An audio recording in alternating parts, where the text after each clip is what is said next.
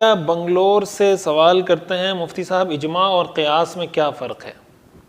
دیکھیں، اجماع اور قیاس یہ دو الگ الگ اصول ہیں شریعت کے. شریعت میں، اسلام میں 4 بنیادی اصول ہیں: قرآن، حدیث، اجماع اور قیاس.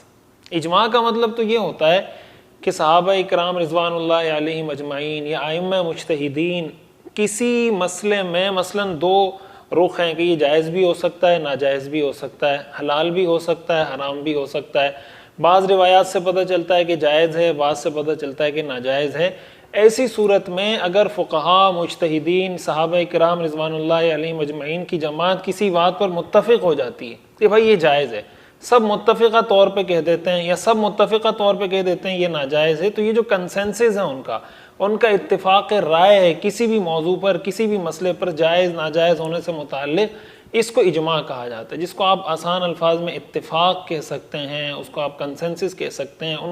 اس کو آپ یہ کہہ سکتے ہیں کہ سارے صحابہ، سارے مجتہدین کسی ایک بات پر متفق ہو جائیں. جبکہ قیاس کا مطلب یہ ہوتا ہے کہ ایک نیا مسئلہ آپ کے سامنے آتا ہے تو جس کو کہا جاتا ہے ایک منصوص امر ہے، ایک نص ہے.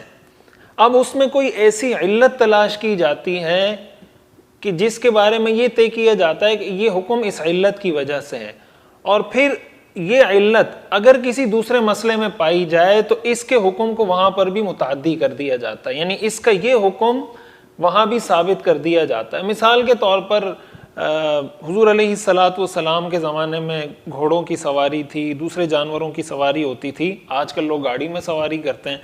اب اگر احادیث کا مطالعہ کیا جائے تو پتہ چلتا ہے کہ حضور علیہ السلام نے ہر قسم کی سواری پر آپ نے سواری فرمائی ہے.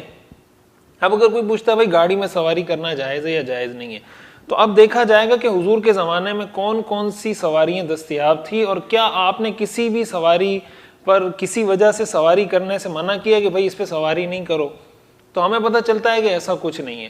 تو اب جب گاڑی سامنے آئی تو ہم یہ کہیں گے کہ بھائی وہاں جو ضرورت تھی، وہاں جو حاجت تھی کہ انسان کو سفر کے لیے کوئی چیز، کوئی سواری درکار ہوتی ہے، تو اس کے لیے حضور علیہ السلام نے ہر دستیاب سواری کو استعمال کیا. لہٰذا یہ اگر ایک اچھی سواری دستیاب کسی کو ہوتی ہے اور وہ اس پہ سواری کرنا چاہتا ہے تو کر سکتا ہے.